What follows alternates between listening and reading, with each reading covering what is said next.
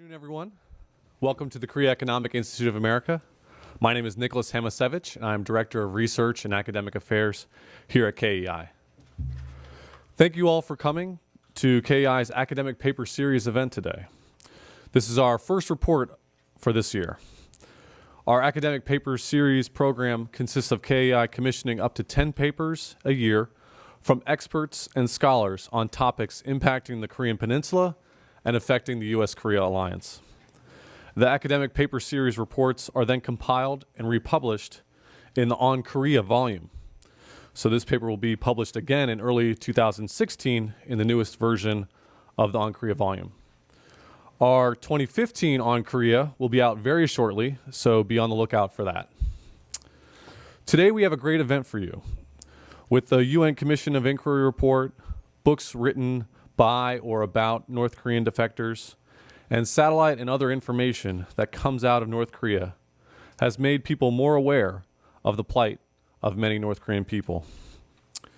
We know that many North Koreans make the difficult decision to leave their homeland in search of a better life, and often with that final destination being South Korea. So in looking at these Re-Defector press conferences that took place in North Korea, an uneasy and unsettling feeling may come upon us. Did these people really want to return to North Korea? Did they really have that difficult a time in South Korea? Were they forced or threatened by the North Korean government to come back? What was North Korea really trying to do with these press conferences? We have two great people with us here today to explore these questions by talking about their paper on North Korea and the Re-Defector press conferences.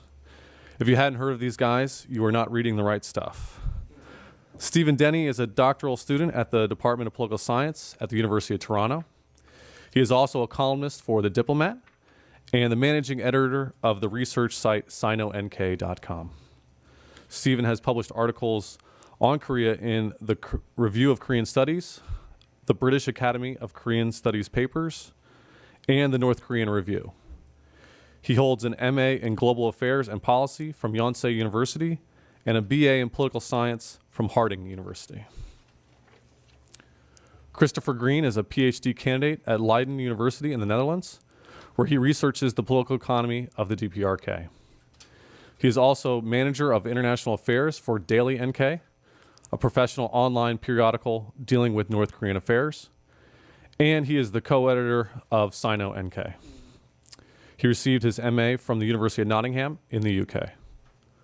Christopher's recent publications include a co-authored article in the Review of Korean Studies concerning North Korean political messaging strategies, and Now on My Way to Meet Who, a co-authored article published at Japan Focus that is soon to appear in an edited volume on contemporary South Korean culture. Please join me in welcoming Stephen Denny and Christopher Green.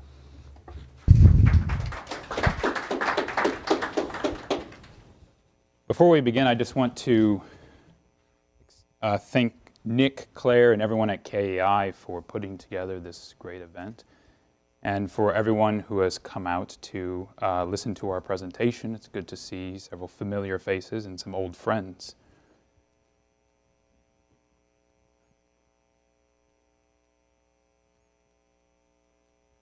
So the title of this presentation is The Whisper in the Ear. This comes from a description of the DPRK's ruling strategy given to Christopher and I by a good friend and colleague, Sokil Park, who's the director of research at Link, based in Seoul. In reviewing the manuscript, which is now the academic paper series entry, he said to us, you know, North Korea rules with an iron fist and a whisper in the ear. And while it's quite easy to see the iron fist, the whisper is not nearly as obvious, not audible. But that's what we're going to focus on today. Although coercion in the DPRK is a key element in the governing strategy of the party state, the authorities in Pyongyang do not hold political power at the barrel of the gun alone. Control and manipulation of information are equally important tools. Our research here uses the case of Re-Defector press conferences convened in Pyongyang between 2011 and 2013 to illustrate how the party state employs an active information management strategy to buttress its rule. Building upon the contemporary politics of authoritarianism literature and the concept of governmentality, this paper utilizes Thomas Callaghan's domain consensus as a framework to codify the process by which the party state interacts with North Korean citizens. The domain consensus framework subdivides authoritarian control into a trifurcated framework of ideal types: coercive, utilitarian, and normative. I'll talk a little bit about these in a moment. Our research focuses on the third of these, the normative. It explores the information management strategy used to promote a consensus on the expectations of life inside and outside North Korea. Using brand new structured interview findings that we collected last year, it provides a bottom-up perspective that shows how the information propagated by the government of Kim Jong-un is manipulated, rejected, or reproduced by ordinary people. So a roadmap. As has been established, the focus of today will be on these so-called Re-Defector press conferences. And there'll be three components of our presentation. The theory, I promise you, will be mercilessly brief by academic standards. The content, which I assume many of you are very interested in. We'll spend a lot of time discussing that. And the reception. And the reception is wherein we'll present the interview findings based upon a series of structured interviews we conducted with North Korean defectors living in South Korea.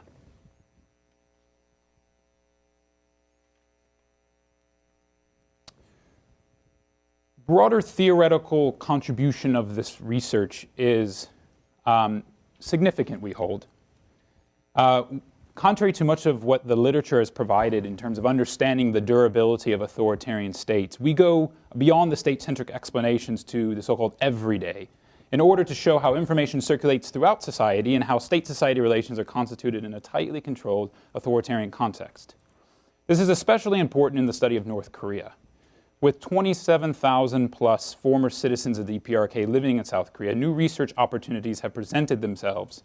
But due to logistical and linguistic barriers, many researchers have yet to take full advantage of the opportunities to produce new, more holistic research on North Korea. We hold are doing just that. We believe our research, while far from complete, is a step in the right direction towards a deeper appreciation of North Korea as an object of academic, intellectual, and practical inquiry. Now, I want to reach out to you as a cut-from-the-wool academic who enjoys theory, because I think it has powerful explanatory power. But I just want to tell you two things that theory can do for us in the understanding of North Korea, amongst many. One, it provides a strong and convincing explanation for why North Korea has yet to collapse. And two, it puts North Korea into comparative perspective. I think often in the research of North Korea, we get transfixed on North Korea itself and forget to compare it to other countries that have similar political institutions. For instance, in the Middle East, there are regimes there wherein hereditary secession is the norm, or hereditary secession decides who is the next leader. Very similar to what takes place in North Korea. And theory can help us connect these via comparative perspective.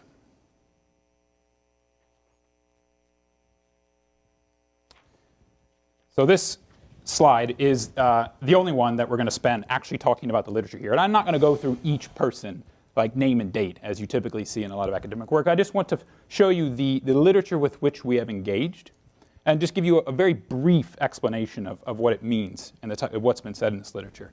And these, the first four boxes here, Geddes, Levitsky, Way, Spolik, and Brownlee, they have researched the durability of authoritarian regimes and found that single-party states with a revolutionary tradition and hereditary secession are particularly resilient.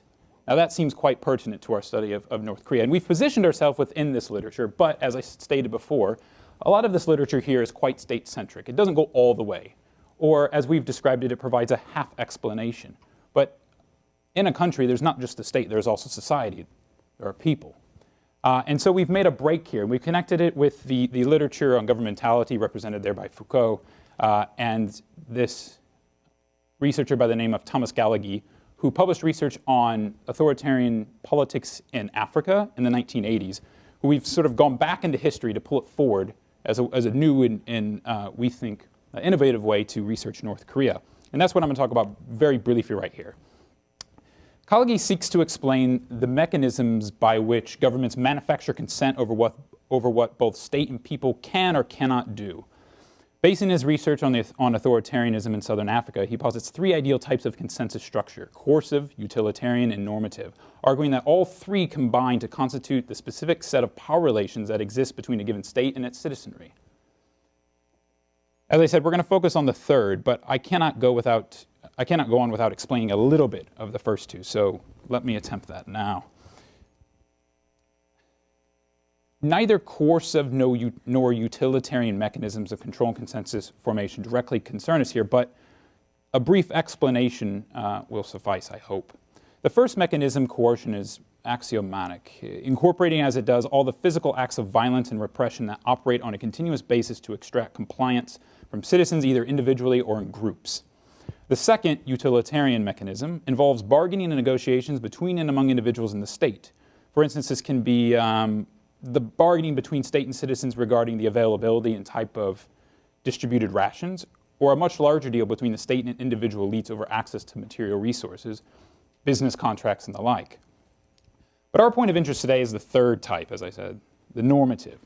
Kalagi here posits that this type of consensus arises when a majority of citizens accept the right of a particular system or ruler to govern and voluntarily observes the rules and norms of that system.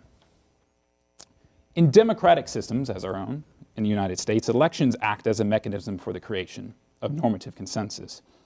However, this does not imply that authoritarian systems without free and fair elections are incapable of arriving at the same outcome. As Kalagi notes, a normative domain consensus can also be forged through the artful instrumentalization of information. So a puzzle, if you will, is if North Korea is capable of establishing a normative domain consensus through the artful use of information management, how exactly does it do that? And that's what we're concerning ourselves with in this research. So normative consensus is, perhaps contrary to expectation, possible in North Korea.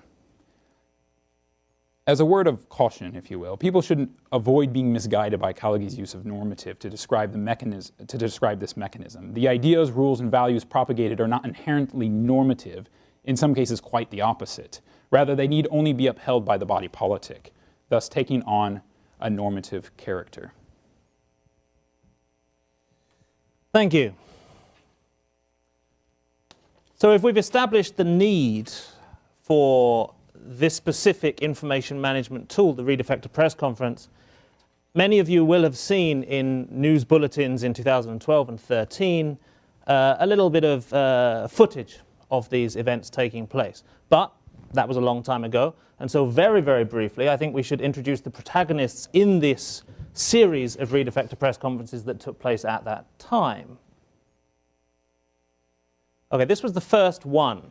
It took place on the 28th of July 2012, and a grandmother called Pak Jong-suk, who you should not forget because she will return later, took part in it. She's from Cheongjin, the Ranam-gu area of Cheongjin. She defected from North Korea in March 2006, and she said that her goal in so doing had been to meet her father, who fled American threats of atomic bomb attack during the Korean War, and to get money from him. We should note that this press conference took place in a press conference style, which will change later in the series. So she's number one. A few months later, these three individuals appeared. It was November the same year. The two adults in the image you can see there defected in March 2008 and September 2008. They said that they had defected for money and found themselves influenced and conned by a religious figure. This also took place in a press conference style. Going into 2013, the 24th of January, another couple and a child appeared, and another additional individual. They defected from Yongsa County in North Hamgyong Province and Sangdamni in Paegam County in Yangon Province. It says that they defected in August 2009. It's a little unclear whether these are dates of defection or dates of moving to South Korea. So take the word defected with a pinch of salt. We can't be sure of that. They said that they were conned or fooled by a religious figure, and the press conference took place in a press conference style. Number 4, which took place in May 2013, another 3 individuals. Interesting point to note is the change in style of the event, taking place in a more confessional mode, away from the press conference of the previous 3 examples. These 3 individuals are from Namyang Workers District in Onsan County, which observers of North Korea will know is right on the border with China. Shinhung Ildong in Sariwon, far from the border, and another region of Chongjin. They defected in 2010, 2011, and 2007, and said they were also fooled into defection by, I believe, intelligence agents. If we move forward to number... Oh, I overpressed. Apologies. Go back. Okay, number 5, thank you, is the so-called Laos 9, which is an odd example, slightly different from the others, but still important. Took place in June 2013. Various dates of defection. Some of the children said that they had been in a home run by a religious group or a pastor for up to a year and a half, others for just a few months. And again, this took place in this confessional style, seated in plush sofas, coffee tables, and so forth. Number 6, which took place in November 2013, these 2 individuals, 2 males, one from Tongam-dong in Tancheon City and one from Ryongbong-dong in Haesan on the border with China. These 2 defected in October 2011 and March 2012, and they accused the South Korean Intelligence Service, the NIS, of plotting their removal from China to South Korea. Again, this took place in a confessional style. The last one, number 7, is Che Kye-sun, and this took place in December 2013, and Mrs. Che, who is from Safo-gun in Hamhung, said that she was taken to South Korea in December 2011, and she accused the South Koreans of plotting her removal.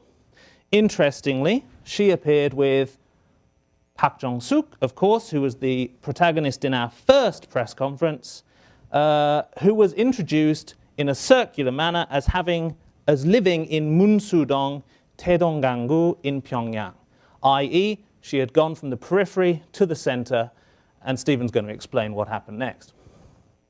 Thanks. Right. So I'm not going to explain that specifically. I'm going to kind of take a step back and to contextualize what is happening during this era. Now, keep in mind, all these Re-Defector press conferences are taking place during the reign of Kim Jong-un, and this was the focus of our research. And what we've found is that there's been a significant shift in certain themes or messages as they're presented in these Re-Defector press conferences, which form a part of an information management strategy to forge, as I was explaining earlier, a normative consensus shaping people's expectations of a life at home and abroad. The Re-Defectors are instrumentalized, and I think we should emphasize that they're being given a message to deliver. I'm going to emphasize that in a slide shortly, which shows exactly what they were saying or what they were taught, asked, or encouraged to say. So they're instrumentalized to convey a carefully calibrated message to a domestic audience, to emphasize the notion that South Koreans, Americans, and human rights activists operating in the border region are deceptive, dangerous, and exploitative people, to declare that defectors are now welcome back in the country and will not be punished as criminals, and to highlight the notion that while South Korea is the more affluent society in the Korean peninsula, it is one in which arriving North Koreans form a part of an underclass, suffering discrimination and lower quality of life than their South Korean counterparts. So in this new era, there is a new message, as I suggested, and according to our close reading of the transcripts that we were either to acquire or listen to or read through reporting in the state press, we found 4 key shifts, and we've divided these into 4 themes. And let me go over them with you because they're important to take note of. The first is from negation to accentuation. The negation means for a long time, North Korea held the position that it was not only morally superior, but also economically more advanced. That message has more or less been dropped. And now instead there's an accentuation on the fact that if you defect and go to South Korea, you may be living in a prosperous society with a strong and developed economy, but you will be living as underclass, as relatively less well-to-do than ordinary South Koreans. The second is a shift from those who defect being brandished as traitors to mistake makers, because everyone makes mistakes. From accusation of the individuals for being irresponsible and making a bad decision to blaming another party, in this case, scheming pastors, intelligence agents from South Korea or the United States. And the fourth is from punishment to forgiveness, whereas before you might have been punished, now you are forgiven. And in order to better illustrate this, we put it into a formula. Accentuate the trials of life in South Korea for defectors rather than for everyone else, plus the emphasis that defection is a mistake. Blame the US and South Korean intelligence service and religious groups rather than the individual, him or herself. Mistakes allow for forgiveness by the Kim government rather than punishment. And what this equals is this new message, which is intended, we believe, to instill a sense of doubt and fear of defection in the citizenry. So it's important to keep in mind, like, the underlying intent or motive in this is to prevent defection from North Korea itself.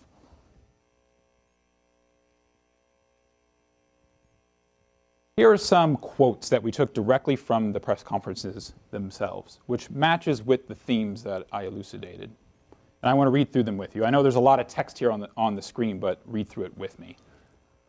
First, we have Kim Kwang-yeok, who you met earlier, who said, "Children of defectors are left out in the cold in the South and reluctant to even go outside, accentuating the underclass life that they will experience." Choi Gae-sun said, "Defectors are subject to ridicule wherever they go." And Park Jung-suk said, "The suicide rate of defectors is 5 times higher than for other South Koreans." Mistake makers. Park Jung-suk again pursued a, quote, "foolish idea to meet with her father in South Korea."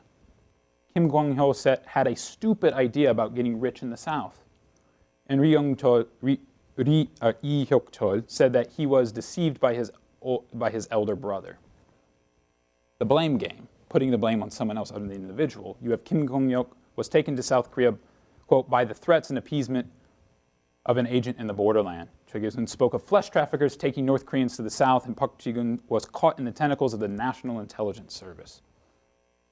Forgiveness. Kim Kwang-yeok and others iterate that they were keenly realized once again that the DPRK is a large flower garden prevalent with humanity. And Park Ji-gun noted that the motherland warmly embraced him and pardoned his sins. And lastly here on the forgiveness motif, Choi Gae-sun said, "The Workers' Party of Korea is like a true mother as it takes warm care of all our people." So this is a calibrated message. The use of the Re-Defectors being instrumentalized to deliver a particular message that's carefully constructed by the state for popular consumption. So keep that in mind. But if we were just to focus on the state itself, take a state-centric approach, if you will, we might stop here and say, well, this is enough to know. But we wanted to go beyond that, as I said, down to the everyday, or to investigate what ordinary North Koreans actually think by talking to them. So Chris is going to tell you a little bit about that. And that's an incredibly difficult thing to achieve. But as here in DC, where most North Korean defectors are an incredibly long way away, it would seem incredibly important that we should address this matter. How is this content received? If a North Korean citizen is watching television and they see this and it has no impact on them, or if they don't have enough electricity to watch TV in the first place and they don't see it at all, obviously it would have no impact on them. But the results of our investigation into the effective reception of this content indicates that it is a really rather unfortunately well-designed project that the North Korean government has been engaging in over that 2-year period immediately after the ascent of Kim Jong-un. We investigated this through 10 structured interviews with members of the refugee community based in Seoul. As you can see here, we took people from different age cohorts, from different eras of defection, from different hometowns and with different socio-economic status. Now, I wanted to refer you to page 10 of the working paper, but I've realized that this information on socio-economic condition in particular is not present. So what we asked our interviewees to do was to stipulate their socio-economic status 3 years prior to their defection. We also asked them to tell us about their media consumptive behavior in North Korea and to consider the effective reception of this press conference content. Now, of the 10 individuals that we spoke to, 2 of them came from this very high socioeconomic status, which indicated, or they said that they would, for example, have had no trouble buying any consumer goods that they could reasonably expect to need in North Korea. That is what constituted the highest level of socioeconomic status, which by our standards, of course, isn't terribly high at all, but in North Korea it matters a great deal. That goes through A, B, and then we have level C, which was a general ability to survive and make money, down to level E, which would indicate someone who had a great deal of trouble surviving in North Korea at the time or 3 years prior to their defection. Okay, so we had 2 people from A, 3 people from B, 3 from C, none from D, and 2 from E. And I want you to bear that in mind because it's not present in the working paper. Now, we recognize that this 10 interviewees is not a statistically significant number of people, given that there are 27,500 defectors living in Seoul today, but it does provide some illuminating answers to the question of whether or not these Re-Defector press conferences have an effect on the general citizenry of North Korea. Let's look at our main findings. Finding number 1, all of our interviewees indicated in one way or another that the ability to compare their life with that of others, be it within North Korea or elsewhere, is a very important factor in the capacity or the likelihood of an effective reception of this Re-Defector press conference. For example, A1, who is our earliest defector, okay, so A indicates an early period of defection and C indicates a later period of defection. A1 pointed out that the very first time that she ever thought that North Korean news broadcasts were dreary and boring was when she saw the Chinese equivalent. B1 pointed out that if you are someone who does not know the situation inside South Korea, then you are likely to be influenced by the press conferences, i.e., if you are someone who does know the real situation inside South Korea from direct experience or from familial contacts, then you are less likely to be influenced by the press conferences. B2, from a similar era, said that there is no way that North Korean residents who only hear about South Korea by word of mouth could know that it is mostly lies. And we should point out at this moment that it is the generally accepted opinion of all the defectors I've spoken to, for one thing, that the content of this press conference is created at the top and handed down for dissemination, and that it does not necessarily reflect the individual's personal opinion of life in South Korea. That's worth remembering. And finally, C1, from a more recent era of defection, said that people with defectors in their family will not believe it, i.e. they have the ability to just talk to the person next to them to find out what life is like in South Korea, and therefore what is on TV, inflicted upon them by the state as it is, will not be accepted as readily. But the number of people who have the ability to compare in this way remains very small.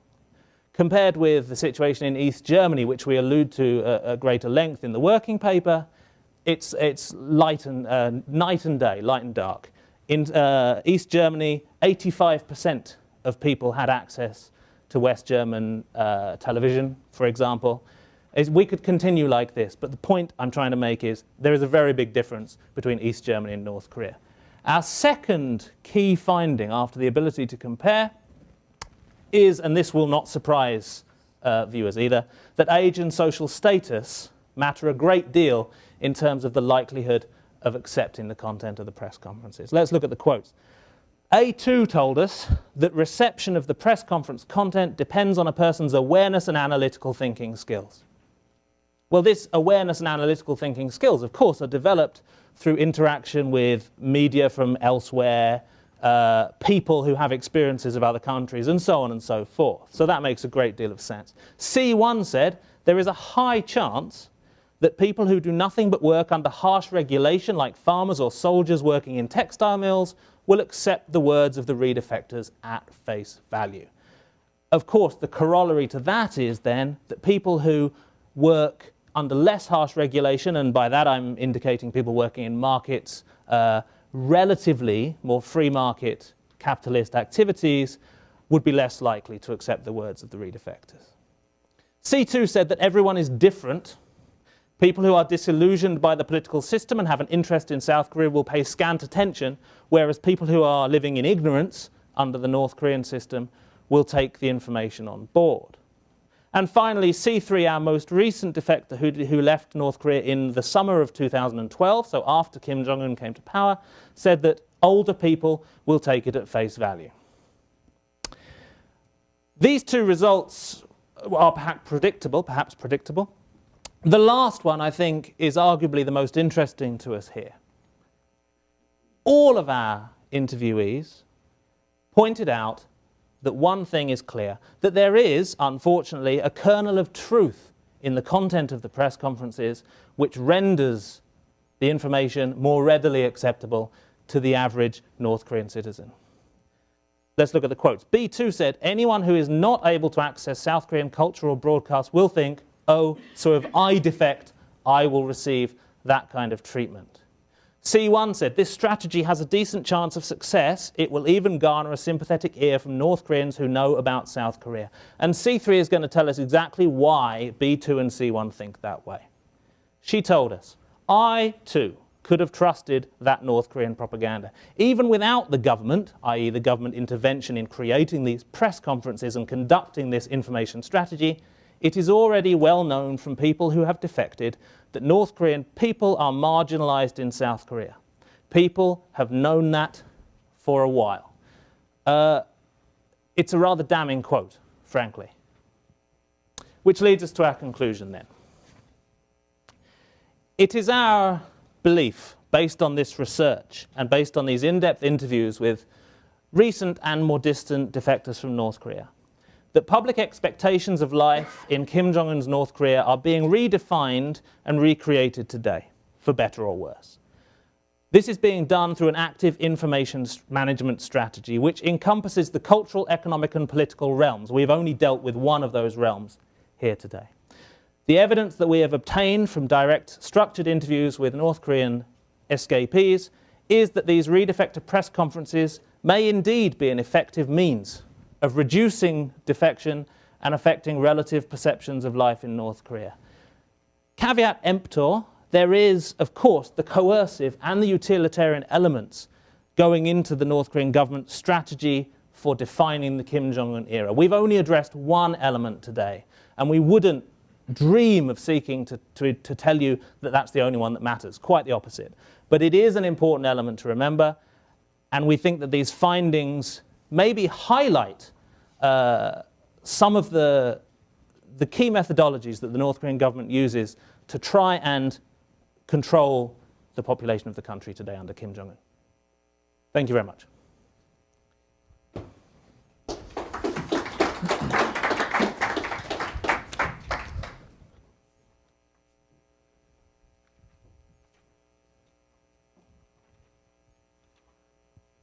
Well, thank you both for that presentation. We'll now open up to you in the audience for questions. So we have a couple microphones, so if you can please raise your hand, we'll come by the microphone, state your name and organization, and please ask a question right here in the front row.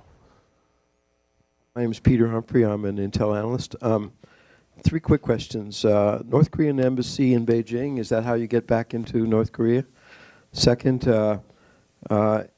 are there any indications that North Korean agents have approached these people in the South to offer them a much better life than they have now or even when they had back in North Korea?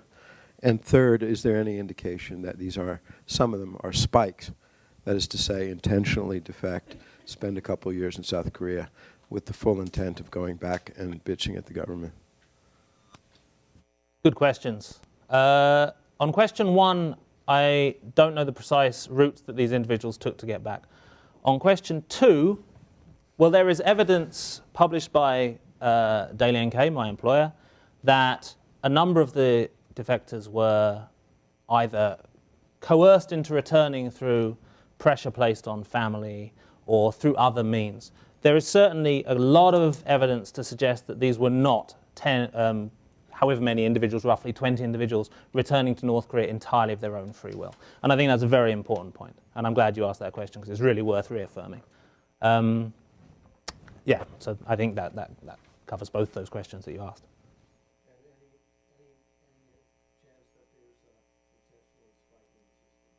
In terms of sending people south in order to bring them back north, yeah, there's every chance of that too. But the NIS in South Korea, probably, in fact, you may well have more information on this than I do, to be honest. But the NIS in South Korea has suggested that this is the case, and it would seem logical to me that it may be in some cases, yeah.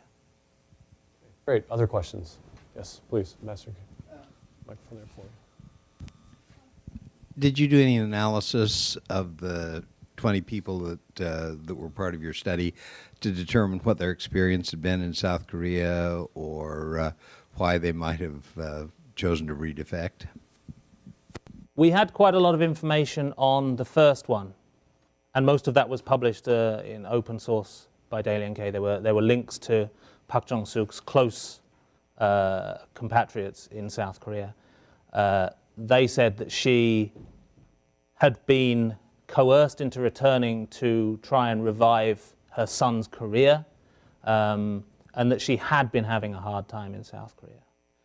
As time went by and the number of Re-Defector press conferences that took place grew, media interest in that content diminished, and so there's less information on the later ones. Although there may be some information in the intel community that we just don't have access to this time. Yes, please. Thank you. I have two questions. First, the stories are designed to be told in a certain way, but are they also true? When they talk about a pastor, was there a pastor involved?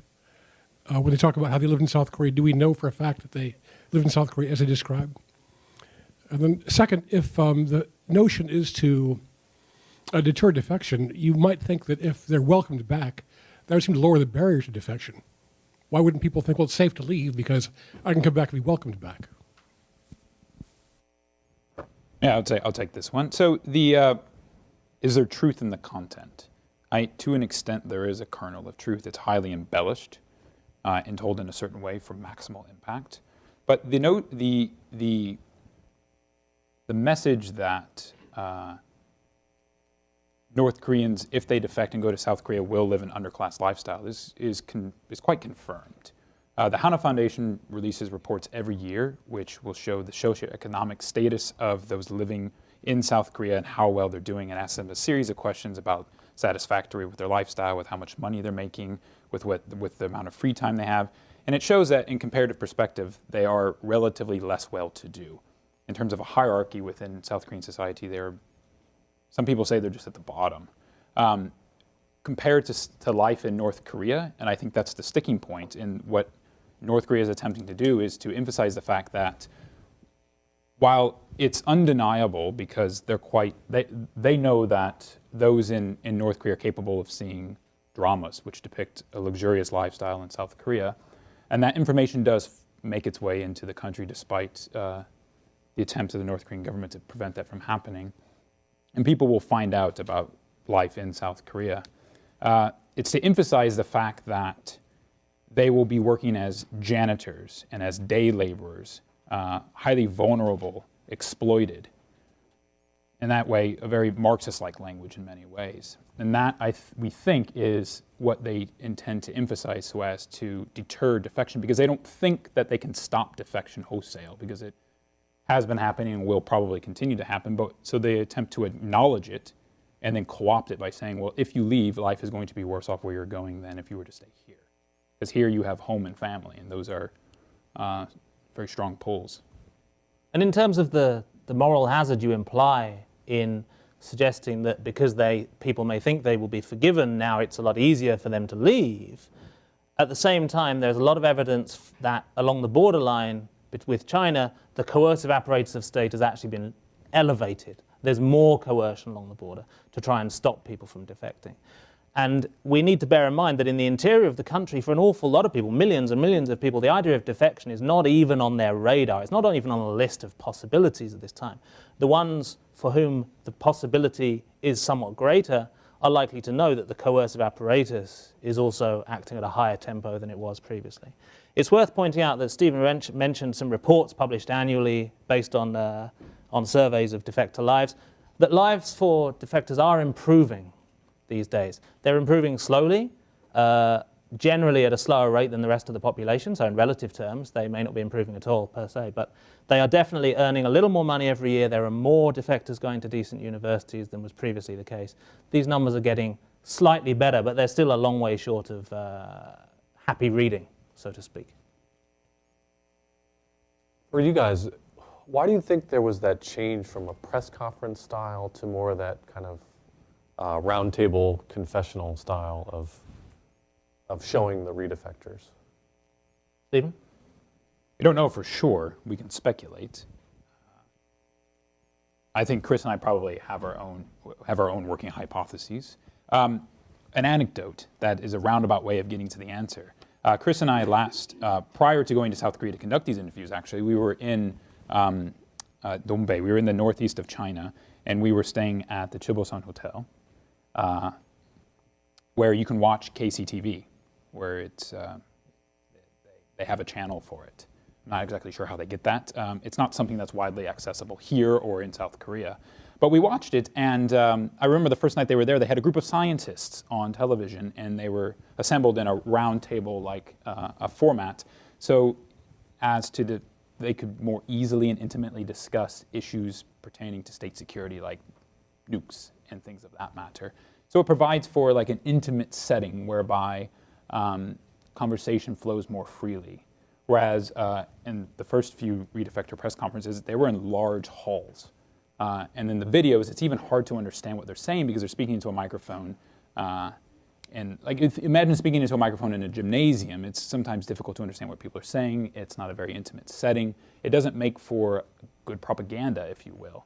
Whereas these more intimate roundtable-like discussions are set for greater intimacy and perhaps effectiveness. This strikes me as a good opportunity. Yesterday I had a conversation with someone sitting in the audience, Jean Lee, who did attend some of the larger press conferences, presumably the earlier ones. We didn't get a chance to discuss it at length. And I did want to offer a quick opportunity for us to hear what it was like in terms of being at those larger press conferences earlier in the series from Jean, if she's prepared to comment on that matter, having reviewed her notes yesterday.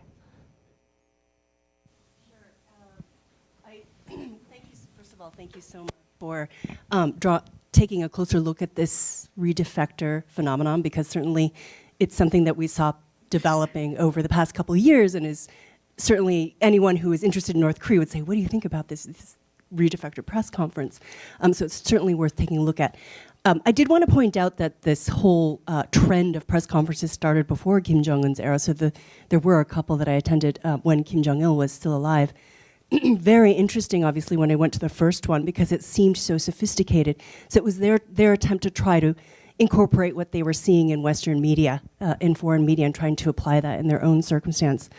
I did go back and look at some of my notes. I should also point out that I stopped going to these roundtables and these press conferences because I found that my presence was a distraction. By being there, I was somehow validating to them that this was a worthwhile event. So I chose toward the later part not to attend them and to send our North Korean reporters. I didn't want to be part of the focus, and that was what was happening. I was portrayed on state media and used as for their own propaganda purposes. So I did not attend the later ones just as my own. That was my own decision, just taking into consideration how they were going to use this propaganda and use our presence there. So I did send our North Korean reporters, and they did come back with photos and reportage.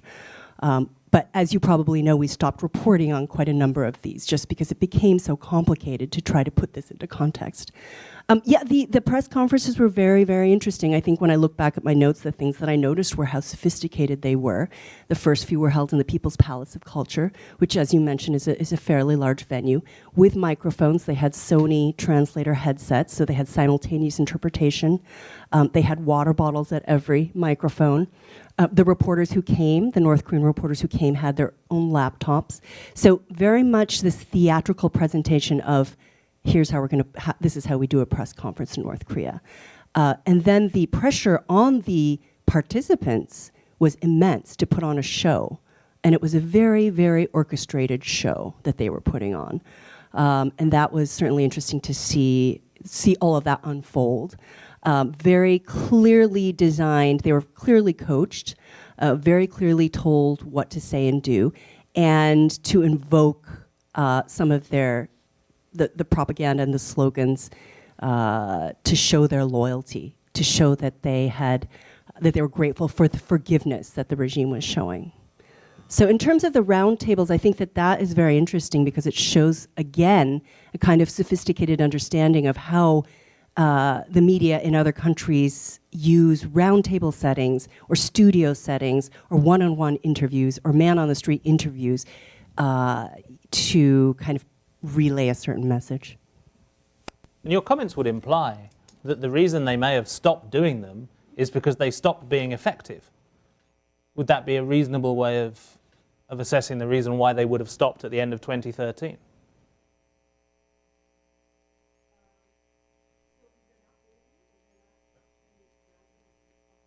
Not of the same style. Not in the same style, yeah. Yeah, the whole thing, the whole series came to an abrupt halt at the end of 2013. Yeah. How much do you think part of it is that they had a new, with the UN Commission of Inquiry report coming out, they have a new kind of, a new challenge that they had to deal with as far as propaganda, as far as their human rights is concerned. Yeah, you have the UN report versus trying to deal with defections. Certainly, it's a massive issue that garnered much international attention, something which I'm sure everyone is quite well aware is the target of the DPRK government. But there was some break between the end of these Re-Defector press conferences and the international attention that was generated for the COI report. We were talking about this this morning or last night, Chris and I, and we speculate that perhaps these things just take a lot of resources and right timing, and or that it's quite difficult to find these types of individuals to trot out on stage. Whether they are actually re-defectors coming back under their own volition or were duped into coming back by some nefarious means, coercion even, we don't know for sure. But those were still kind of two hypotheses that we threw out there. And maybe one reason why they transitioned from the large people halls, a gymnasium-size venue to a more intimate setting. It's a lot easier to put together, I would imagine. It's much easier to execute. As I'm sure you know, Nick, it takes a lot of resources and time and energy to put together a conference. Yes, Master King again. Was there any indication as to the effect in South Korea? Did this have any effect on the defectors living in South Korea? Did this have any effect on the South Koreans themselves in terms of the whole issue of defectors? I know it wasn't what you were looking at, but I'm wondering if you have any anecdotal or any other kind of indication of the impact. The impact on just South Koreans? On South Koreans and on defectors. On the one of our interviewees very interestingly said, in trying to highlight the potential effectiveness of these events, said that she had heard of a number of people around her, other defectors, being asked by persons in North Korea, family members in North Korea, were they really conned? Were you really conned into going to South Korea? Using those themes from the press conference and asking whether or not their own family members may have been taken to South Korea in the same way. Suggesting, I mean, it was our co-author, Mr. Brian Gleason, is very well embedded in the defector community in Seoul, and he said that it was and I had heard the same thing through daily NK sources, that it was a very big issue at the time in South Korean society, in the North Korean society in South Korea. Let me add to that. So we have another database that we're putting together based upon different questions asked to a different set of defectors, and one of the questions asks about this, the re-defector phenomenon, about and how it was received among the defector population in South Korea. And I had heard via our friend Brian and his network that some defectors had actually been called. It's the word that's used in the media that's kind of tossed around, that they were called, contacted some way through, usually a telephone relayed through China. And the answers, the more substantive answers that were given indicated that, one, there is at least the impression that people are receiving calls to return from within North Korea. And in addition to that, we learned that there's a rumor going around that if you do re-defect, you will be showered with goods, including a house and 50,000 Korean won, so around 500 million Korean won. South or North Korean one? South Korean. Gotta hope it's South. Yeah, it's South Korean won. Certainly South Korean won. So about 50,000 US dollars. That's probably just scuttlebutt, but the fact that it's even being circulated indicates that these re-defector press conferences certainly do not just impact the domestic audience, but also have an impact among the defector community in South Korea, clearly. And even if they don't have the connections whereby they can find out about these events, all of this stuff is broadcasted in South Korean media. And in fact, it was one of our primary sources for analysis, because they have special links where they can basically just watch KCTV. And they can get the type of high-quality video that we can't. So anytime there was a re-defector press conference, there was a media report, YTN, Yonhap, Jungan Daily, and so forth. So the information circulates widely, especially within South Korea. How do you think the U.S. and South Korea should try to counteract some of these charges, or should they try and counteract some of these charges or styles that are prevalent in the re-defector press conferences?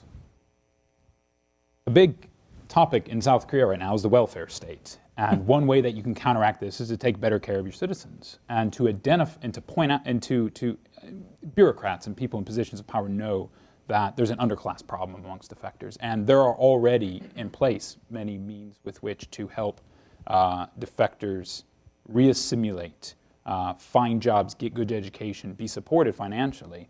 But it kind of has to go beyond that. Maybe the state isn't necessarily the best person to be taking care of this, and perhaps it is civil society and NGOs. For instance, Byung-ho Chung, who co-authored a very popular book with Honik Kwan, Beyond Charismatic Politics in North Korea, he has his own NGO of sorts, wherein he works closely with Hanawan, which is the re-defector reassimilation center which all defectors must pass through, to kind of catch them coming out of that, to help them assimilate and to adjust to a new life, to acquire the skills or the specs that can enable defectors to succeed. That's how I see it, anyway. I think if we're looking to counteract these narratives inside North Korea, in addition, there is a great number of people now in Seoul, mostly in Seoul and elsewhere, working very hard to try and get outside information into North Korea. And I pointed to result one, the ability to compare. If you want to give people the ability to compare their lives with those of the outside world, you have to give them the information with which to do it. And unfortunately, such activities require a great deal of money.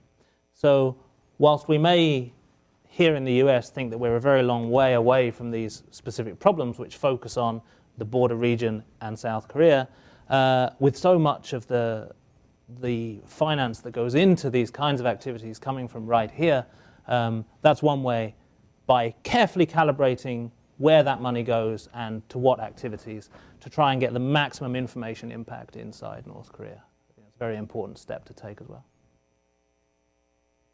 Yes. Yeah. Do you happen to have any information on any of those re-defectors, how physically they returned to their homeland? Whether they flew from Beijing or they just crossed the river from the Chinese territory? Or do you have any information on that? I'm afraid I don't have any specific information on that matter now. Sorry about that. When you're looking at the generosity theme, we have, North Korea's kind of had that theme before. Did you notice anything different in this kind of aspect of generosity from the theme of generosity from the supreme leader in this sort of aspect versus other times that North Korea's tried to promote that theme? Intensity. I mean, there's much more emphasis placed on it than before because, contrary to times past, defection wasn't as big a problem. It's still kind of a recent phenomenon. Chris, do you?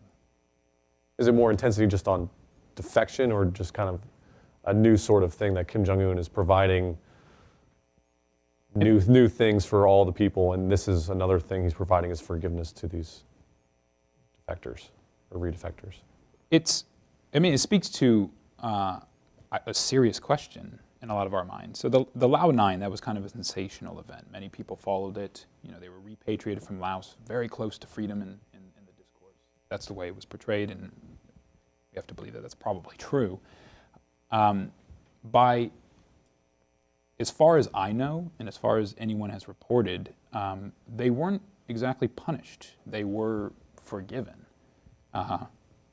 Forgiven, heavy quotes. I don't know exactly what that means, but they were allowed, presumably, to reintegrate into North Korean society. I'm unaware of any other time where something similar to that has happened. So by intensity, I mean a focus, that would be a unique event, and the intensity would be to reiterate that sort of message time and again through these various Re-Defector press conferences. It's the case, isn't it, the case that mass welfare is always one of the legitimizing strategies of any sort of patrimonial dictatorship, of which North Korea is one.